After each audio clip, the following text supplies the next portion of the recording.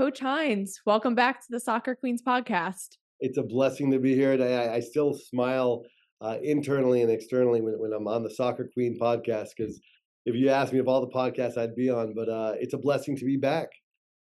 Thank you for coming back. And I couldn't help but reach out to you for this topic today on how to build mental toughness.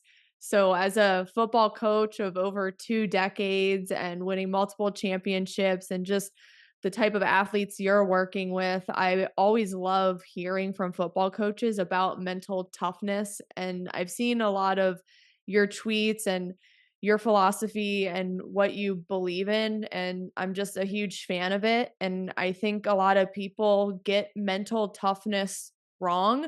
So, before we get into your thoughts, what have you been up to? And maybe just give a little bit more of a background. Yeah, well, thank you first of all for the compliments because I know we've connected before through Twitter, and I know what you do and how you pour into those you coach. So it's a blessing to hear that from you, truly. So thank you. Um, it's been an amazing summer. My wife and I we moved just 2 miles down the road, but moved into a new place. That was a big thing. I had a book that just came out that just got published, which is a blessing. But a little bit about me is just for your listeners. Heading into my 27th year of coaching high school football, I absolutely love every part of it. It's truly, as I'm sure you probably feel, a calling. I think there are certain people, in life who go through jobs and whatnot, and just kind of punch the clock and check in and check out. And I think for those of us that get what we do as far as coaches, understand it's a calling to not just make better soccer or football or whatever sport it is you coach players, but to pour into them and help them kind of build mental toughness or whatever it is to help them hopefully prayerfully to be successful well beyond the sports they play. So my passion is just connecting with people and empowering people. uh, Going on my 30th year teaching elementary school, and as I said, 27th year coaching high school football, and currently coaching. I'm the head coach at Coronado High School out here in San Diego. Awesome. So, my first question is, how would you define mental toughness? Yeah, great question. Um, I don't coach kids that aren't tough. If they're not tough, I don't want them. I think I'm just kidding. I actually had a coach said that to me one time recently. I won't say where. I was visiting out in Florida, but says, "Yeah, we don't coach those kids. They're not tough. We're not coaching them." And I thought, "Oh, here's a coach that's so misguided." Um, in my opinion, and I think as far as mental toughness, for me, mental toughness is as unique and as different as the young men and young women we coach. What I think the world sees as mental guy or girl that kind of puffs their chest and walks into a room and kind of owns the room and is a dominant player. And for me, it's sometimes that, but more often than not, it is that young man or young woman or coach that can walk into a room with a confidence, not a cockiness or an arrogance, but just a confidence in knowing who they are. And mental toughness for me is a living, breathing organism. And what I mean by that is just like those young men and young women we coach that are always changing and always evolving. And we might have a freshman in our program that is a completely different young man or young woman by the time they're a sophomore or a junior or a senior. And sometimes that change happens so quickly that we see it from practice to practice to practice. But mental toughness for me is the ability to get our student athletes to realize their own strength. And I know I don't want to say too much, but I know we're going to dive more into it, as we go throughout the podcast. But I think it's just like a transformative culture. When you talk about team culture, it's not a logo or a slogan you put on a weight room wall or a locker room wall.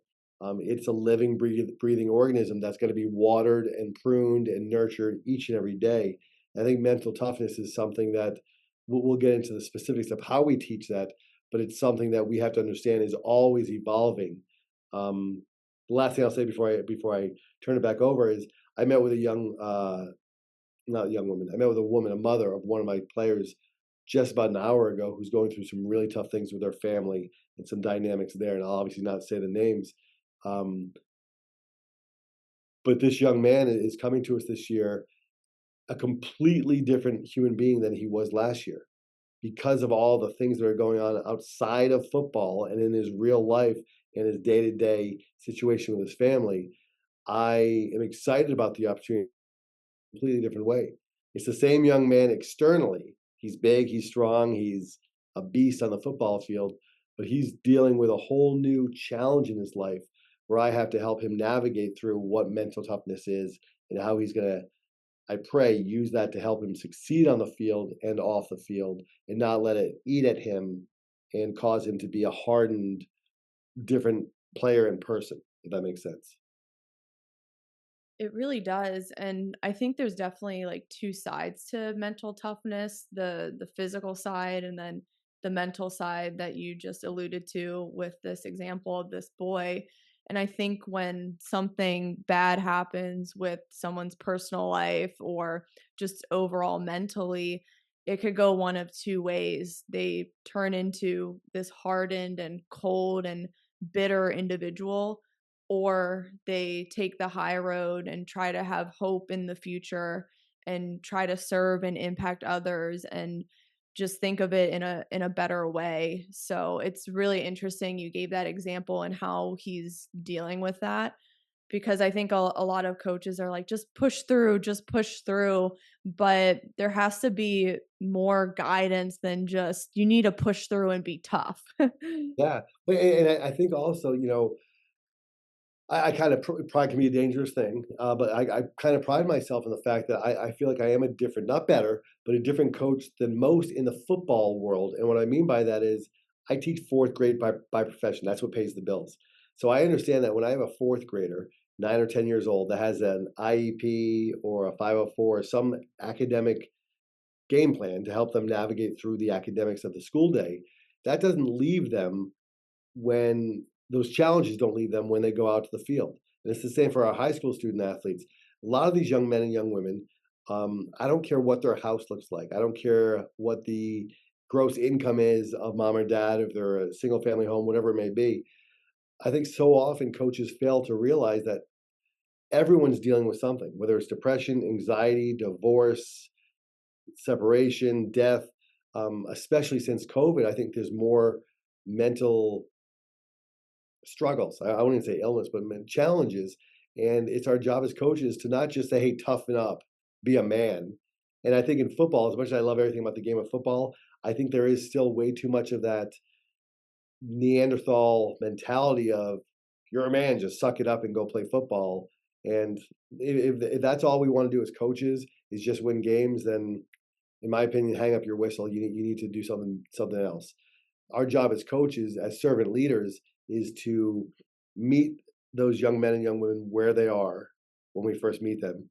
Find out what their goals are. Don't just assume that everyone wants to play at college. Don't assume everyone wants X, Y, or Z. Find out what their goals are, and then help them to navigate through that. And as we talk about mental toughness, I think as coaches, I think that the secret, I'm using air quotes for your audience that may not be watching, but the secret ingredient is relationships. I think one of the first and foremost and most important things to help build mental toughness is get to know them on a personal level. I've had starters for us before that have started for our varsity football program that if I were to slap them on the chest, I often do with the players when I'm getting behind them for spotting them on a squat. If I were to slap him on the chest and go, let's go, and I almost said his name, but let's go, he would just melt down. That's not how he responds. He's a very cerebral player, graduated a few years ago.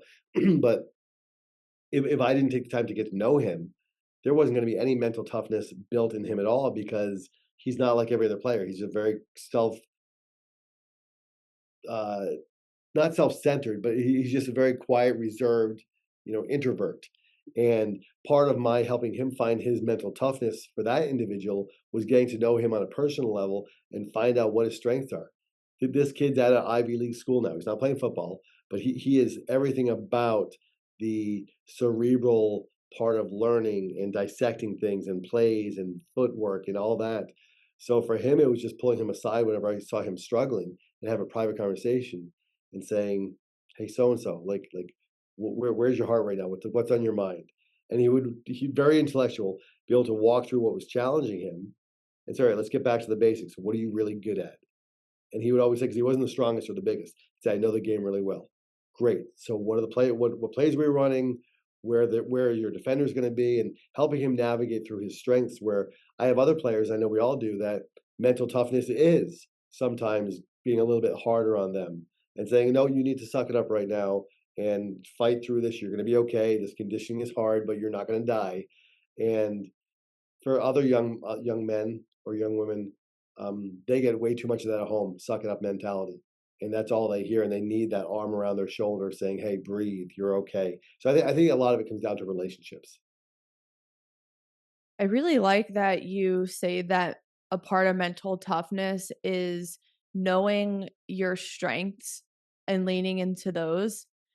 And I think like the old school model of mental toughness, especially in football, and it is bleeding into the soccer world as well, but it's a lot about just beating these athletes down, running them into the ground till they're sore or till they're puking.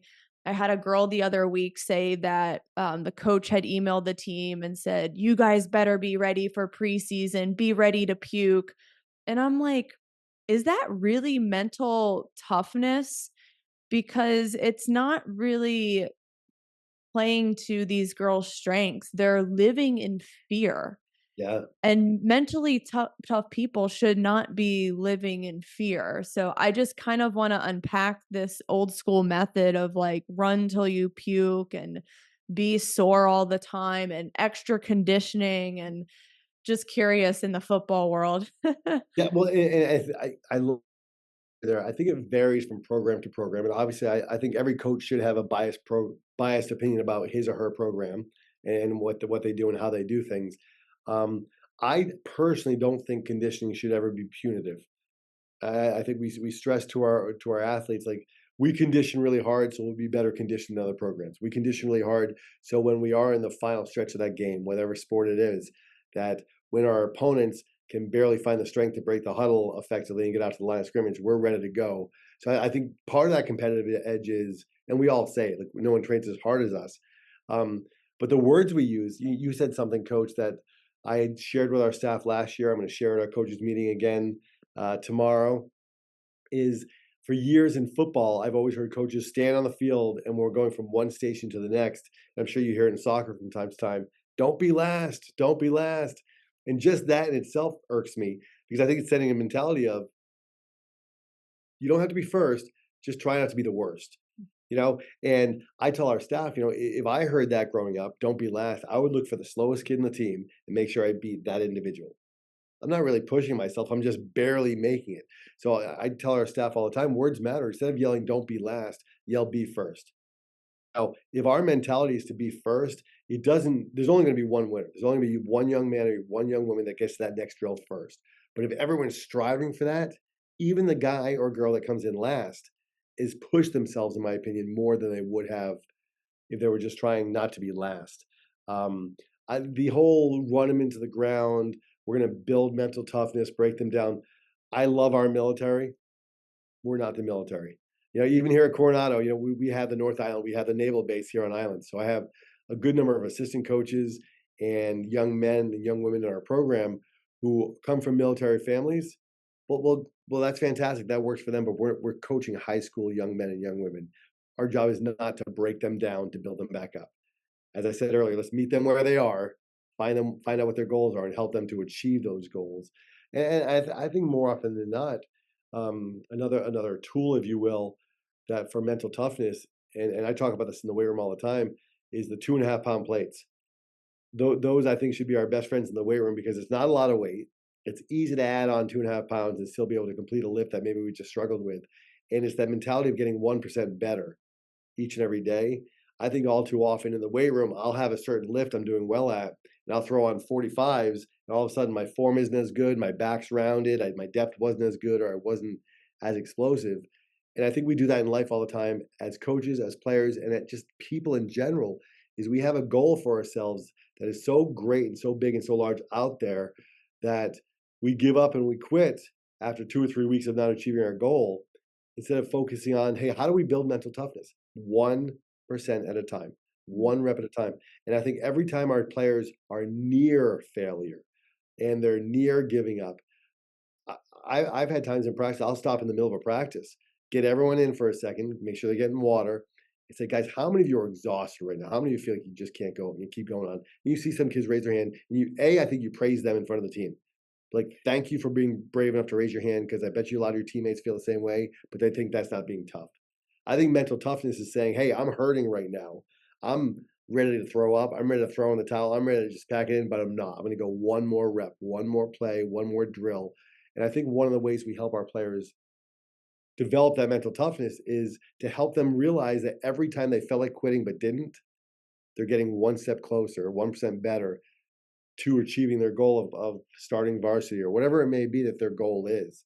But I think it's not the tearing people down and running them into the ground.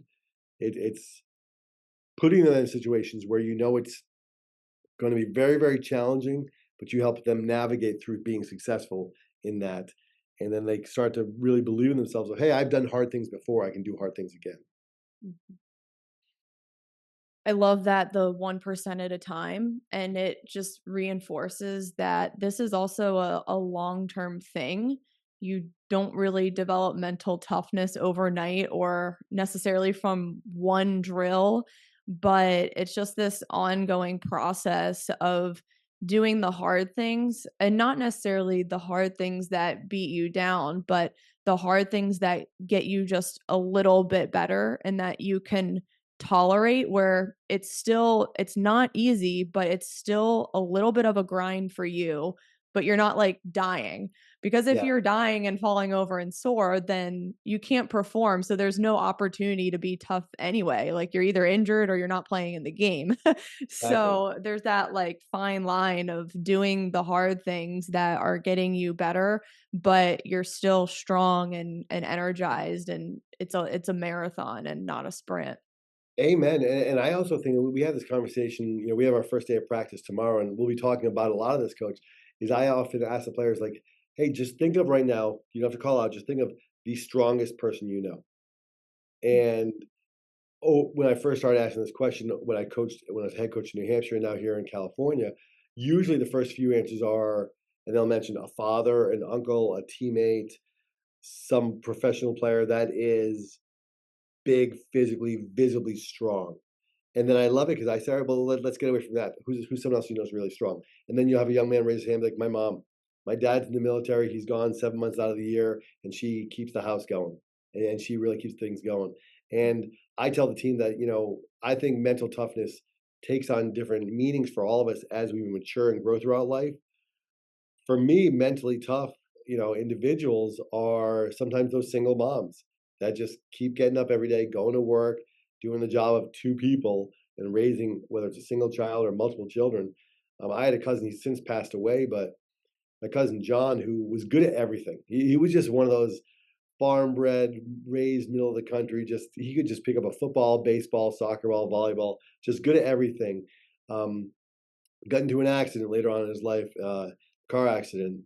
He was probably in his mid 40s and became a quadriplegic like that.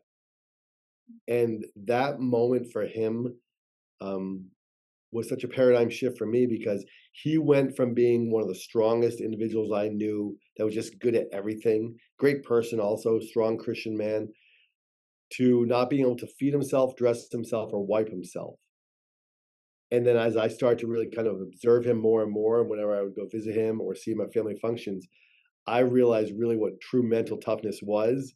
Because here was an individual that put himself back in college after the accident because he went through enough physical therapy where he could move one finger and he could use that with help of his wife or a nurse to put it on a mouse of a computer and navigate back online to school.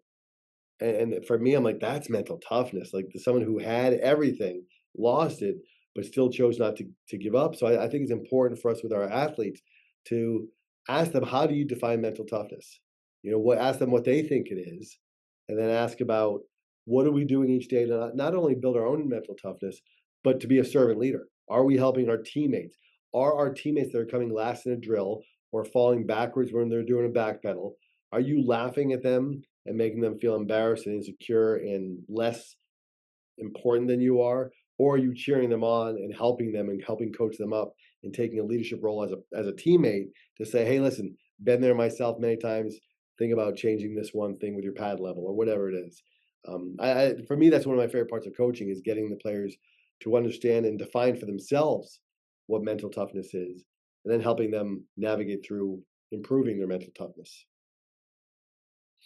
It's really interesting the universal perception or definition most people have of mental toughness. And kind of like when you ask your athletes, they just think it's this like big, strong person, like deadlifting a couple hundred pounds or something.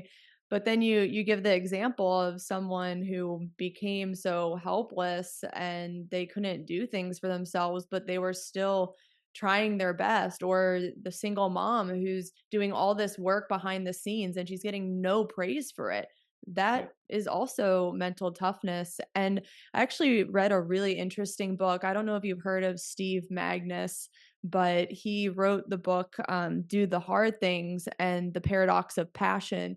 And he said in the Do the Hard Things book that insecurity is loud, but mental toughness and mental resilience is more of that behind the scenes work where you're kind of just doing the mundane basic things, and but you're able to perform when you get in front of others, and it's just easy. Yeah. So I thought that was interesting that he had that perspective on toughness being what people are doing behind closed doors. So I'm curious your thoughts on that. Well, it reminds me of I had maybe once or twice a year, I will ask a young man in a program for permission or a young woman. And I keep on saying young women. We play regular football, but in the 27 years I've coached high school football, I've been blessed to coach 10 young women that have played football, and just we're just studs. Um, but every so often, I will ask one of the young men or young women on our team, "Hey, can I share this with the team?" And what I ask them to share is that not always, but sometimes they're not starting varsity or they're not getting many reps at all, but they keep showing up day in and day out. And when they give me permission to share that in front of the team, I'm like, that's what mental toughness is. Because Amy or John or whoever it is coming to every practice just like the rest of you are. Is coming to every game, is getting their grades, keeping their grades up where they're academically eligible. They're not seeing the action on Friday nights like you are, but they're still showing up. That's mental toughness. And to have the starters sometimes who are much more naturally gifted, maybe they're just a lot bigger or faster or whatever it is, understand, wow, sometimes I'm complaining about a play call or a drill we're doing, but wow, yeah, I do have teammates here that aren't getting any playing time or very little, but they're still showing up and putting the work. Like I want to kind of emulate that. And I think what that does is that opens the eyes of some of our studs sometimes, but it also empowers the other individuals who aren't yet studs, who may never be studs for your soccer team or our football team, but they'll be able to take away hopefully something from the program and say, yeah, coach acknowledged the fact that I'm still showing up every day, whether I'm getting playing time or not. I'm still putting in just the same amount of work. I may not lift as many weights or as much weight or run as fast, but people notice that I'm here. And I think that to all of us in life, we want to know that our presence makes a difference. And I think it's our job as coaches also, once again, is to have our head in the swivel and look around to make sure that everyone, assistant coaches, to players, to parent volunteers, boosters, understands that their presence, their impact in the program makes a difference. That's such a good point about players on a team that don't see the field as much or just hardly get any playing time. And I think a lot of people believe that it's just like the starters out there who are going into overtimes, who are mentally tough, like pushing through. But then you have someone on the bench who is really upset they're not playing, because we're all human and it's normal to be upset in that situation, but they're turning it into something that is uplifting others, and they're cheering their teammates on who are out on the field, or maybe they're doing a conditioning run and they're at the end of the pack, but they're still cheering everyone on, like, come on guys, we got this, like another set and we're good. And I just love seeing those types of athletes really be tough in those situations. And yes, that's also tough. And it's just really inspiring to see. Yeah, yeah, absolutely. And I think also, sometimes I'm guilty of this, I'm sure as well. We think we're tough, and not even in a braggadocious way. Not even I think I'm tough or tougher than someone else. But then life smacks us in the face with a real challenge, a death of a loved one, or a loss of a job, or whatever it is, and we realize, like, wow, maybe as a coach, I haven't been practicing what I've been preaching. I've got to step up my game, and I think a lot of it also, and I don't want to get preachy to your audience, although you did share, I'll share about some news you have coming up about getting rebaptized, which I love. But I think for me, it's so important whether you're a believer or not in Christ. Yeah, I think all of your listeners would agree that there's something out there greater than us. Whether it's God or the universe, whatever your audience calls it. I think it's important for us to look back over our lives, and we have won 100% of the battles that we've been faced with so far.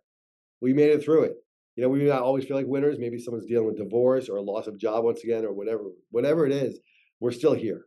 We made it through that challenge, as tough as it was. And I think we need to remind ourselves as players. I always tell our players, one of the best qualities of an athlete is to have a short memory. After a great play, celebrate for 10 seconds to get back to the huddle, or get back, hand the ball to the official, act like you've been there before, and get back to business. After a bad play, you got to let it go right away, or not, it's going to affect the next play and the next play and the next play. I think if we look at our mental toughness in the same way of it's a healthy thing, I believe, to look back at some of our biggest challenges over the years, personally or athletically, whatever it is, and realize, all right, how did I make it through that? And more often than not, we realize, all right, there was a community of people around me, coaches or parents or teammates that helped me. How can I continue to be there for them? And to realize, you know what, as much as I dreaded that conditioning test, the first day of doubles, I survived it. And how do I build mental toughness so I don't feel that same way next, opening day? I need to train a little bit more in the off season. So really, I think mental toughness comes down to a whole slew of things, but also being honest with ourselves when we look ourselves in the mirror and saying, all right, how tough am I? And am I using my toughness, which I think is important, to serve others? Am I helping them to find how mentally tough they are? Good, and we do. You hit the nail on the head, coach. Especially, and once again, I have a biased opinion. I love football, but sometimes the most successful coaches and or players are just arrogant. They're just loud, and they're cocky, and they're obnoxious. And I think it's a beautiful thing when you have a player and you got to celebrate those players and coaches who know their trade, know their skill, know what they're doing, are successful, but are humble about it. And I Mhm. think that's a whole nother branch of mental toughness is, can you perform under pressure? And when you do, what is your body language to your teammates? Is it all about me, and look at what I did? Or is, hey, this is what we did, and let's celebrate together? I think that there's a lot of power in humility. Mm. Oh man, you just opened a can of worms with this one. Love it. Well, I see it a lot in our social media culture. I mean, there's just like sort of narcissism, and yeah, I'm going to use that term because there's a lot like people online, yeah, like the grind, no days off. Look at me doing my 5 a.m. run. And then meanwhile, I know athletes who don't say a word on social and they're just doing the basics behind the scenes, super low key, and then they get a full ride to a D1 school, and everyone's like, "Where the hell did they come from?" Well, they were quiet and humble, and they were Yeah. tough. Just because you're the loudest on social media and you have this no days off grind mentality doesn't mean you're tough. I think that screams more insecurity to me. Yeah, completely. And it's funny you mentioned that, the whole, and I know that there are no offense to the Twitter accounts out there or the companies, but there are the companies, I think Twitter accounts, no days off, whatever. Listen, that's a fast road to injury physically, burnout mentally, emotionally, spiritually. We're meant to have balance in our lives. And also as coaches, I think if we truly, I think every coach in America, probably for every sport, says at some point to administration or parents, we want to help build better young men and young women, teach them to be responsible, productive citizens. But in the same breath, we're bragging about how my family doesn't see me during the football season. They know they're football widows. Well, shame on you. Because in all the championship rings, you may or may not win. You're going to lose your wedding ring. And then who are you really teaching anything because you're teaching your family that they don't really matter because you just want to get your name in the paper more or on social media. And you're teaching those you're coaching that balance is not a thing. I think you should have time off. I think you should have opportunities to just rest. And the whole self-made man thing. I laugh at that too because self-made. I'm sure God often looks down and be like, you had a little bit of help. A, your mom and dad, and B, I had a hand in things here. But I think part of that humility and mental toughness, it's a beautiful thing. I'm huge for me. One of my favorite words, and I clearly did not invent the word. Been around well before I have, but is it empower or empowerment? Because for me, that leans very strongly into helping others to see what was already within them. And I think as coaches, if we can pull someone aside, and I'm fine with screaming at players, but I tell our staff all the time, if you scream at a young man at practice, make sure it's not derogatory. If it's to get their attention to get them going, great, but do not embarrass them in front of their peers ever. But at any point, if you're screaming at a young man, unless it's like yes, like celebrating what they did, make sure they don't walk off that field, court, rink, mat, whatever it is, that day without you pulling them aside and saying, "Hey, just so you don't take this the wrong way, I was I was yelling at you that way because I believe in you. I know you can do it. Whatever it is." I've coached with some coaches, some who are my best friends now, who when I first started coaching with them and they were assistants on our staff in New Hampshire, would say, "Oh, they know I care about them." And I would always kind of wait for what was coming next, and that would be there in a sentence. Like, listen, the world's overpopulated with parents who think their kids know they care about them, or players who think their coaches care about them. So don't assume your players know that you care about them. Like, you let them know you love them. Let them know you're there for them. And when we can get to the hearts of our players and really, once again, I'm going to go to repeat something I said earlier, build a relationship with them, a personal relationship. We get to know how they operate, what motivates them, how they tick, and getting to know them on a personal level and helping to instill in them a work ethic that's going to help them to want to get mentally tougher. Then what we can do from there is not stop there and say, "Hey, that individual is mentally tough." Is create a leader out of them. Remind them of where they were with their self doubts and remind them where they were when they first entered your program or maybe a month ago, whatever it is, and say, "Hey, who on our team do you think you can pour into?" And help them to see and the joy. And it's amazing how many times I'll have young men come back to me like, "Oh, coach, I did what you said, and I had a conversation with so and so." And I love that because they're celebrating someone else's growth. They're celebrating someone else's success. And for me, that's real mental toughness. Mental toughness is, and you're gonna have to cut me off. I could go on way too long. Mental toughness is so little to do with our physical toughness, so little to do with what God has blessed us with. Because right now at 52, I feel like a little bit fatter than I should be, but I'm in good shape. I'm in good shape. I love working out. Now I could get into an accident today and be a quadriplegic like that, and that's not lost on me. And I don't think that's a negative thought. I think it's an empowering thought to realize I don't know how many more days, months, or years that God's going to allow me to be able-bodied and running around. And if I pride myself, and for your listeners that any of them are still currently playing, if we put all of our value in our physical strength, at some day it's not going to be there anymore. At some point in our lives, we're not going to be as fast, as strong, as agile as we used to be in high school or college or shortly after college. And then we're gonna live a life of just emptiness, not knowing who we are. So I think it's important as coaches that we celebrate our athletes' physical feats and successes, but even more so celebrate their character, celebrate the mental toughness once again of, "Hey guys, we just lost a tough battle tonight. We just lost a tough game, but I didn't hear one curse word. I didn't hear one person blaming the officials. I didn't hear anyone fighting in the huddle. I didn't hear anyone talking back to coaches."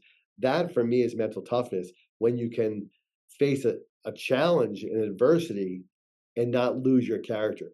Because everyone in the world can act like a good coach when they're winning, but when you're losing week after week after week, are your players still showing up excited about practice? Are they still showing up academically eligible? Are they still showing up pouring into each other? For me, that's when mental toughness really shines when you face challenges.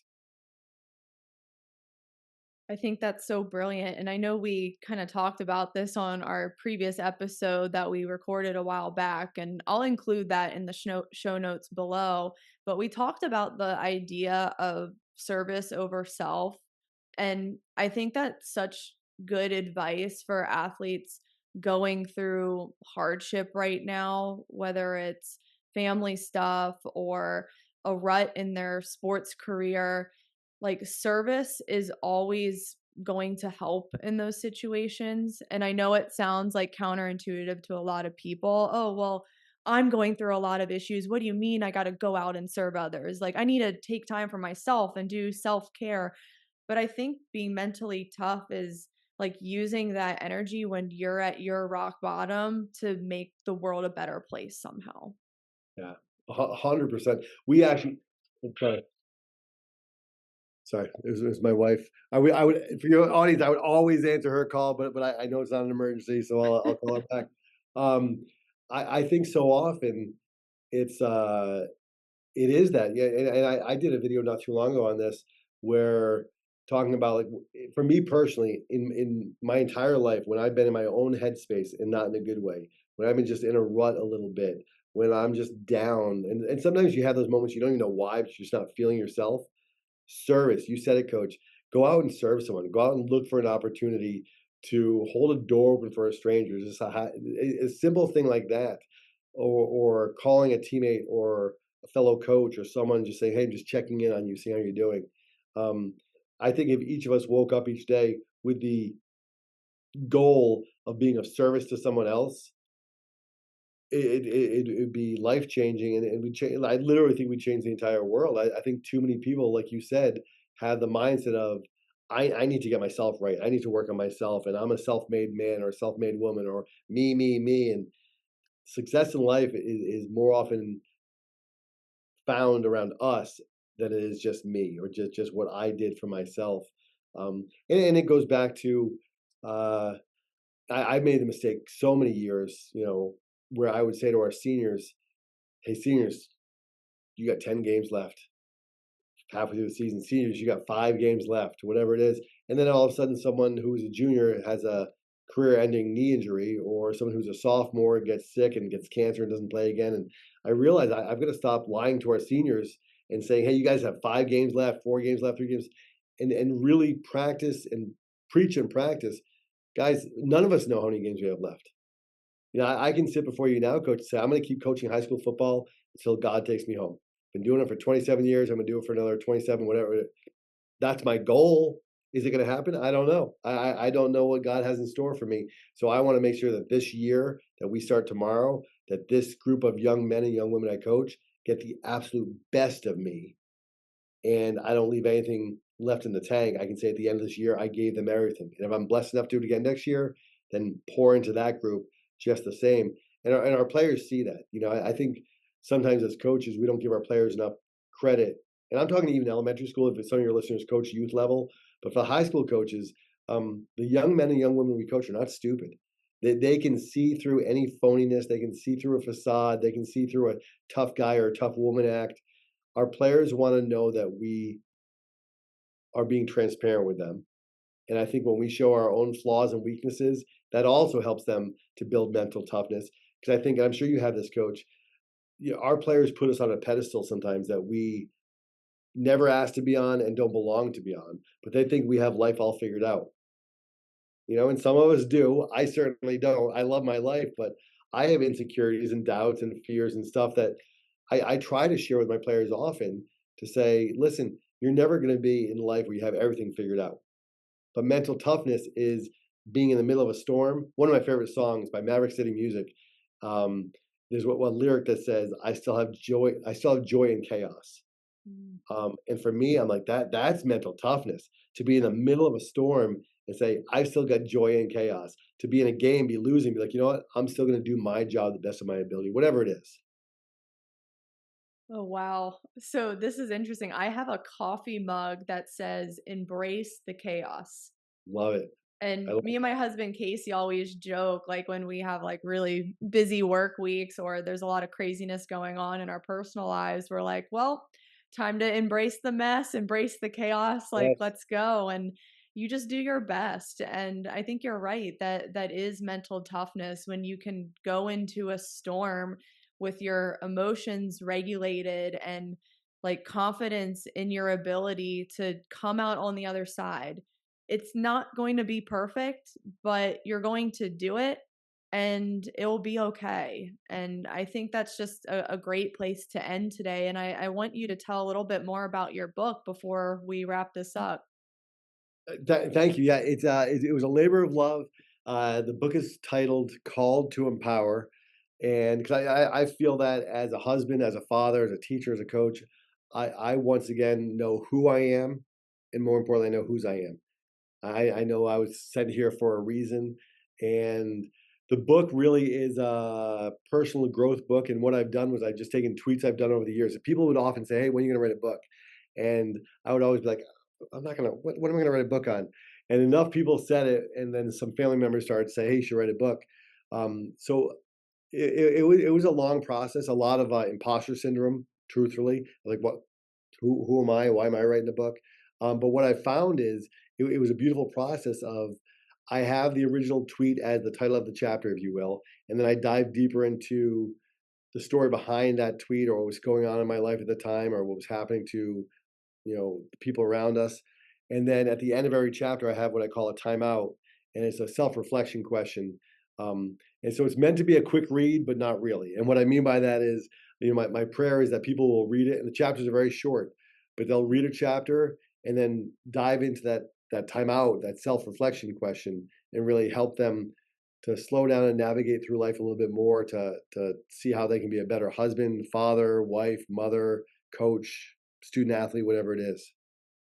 Awesome. So I will include the link in the caption below. Be sure Thank to you. check out Coach Hines's book and also his Twitter in the caption below. And he's just a great follow overall and an amazing coach and human being and just spreading a really empowering message. So thank you, Coach, for coming on. I really enjoyed this conversation.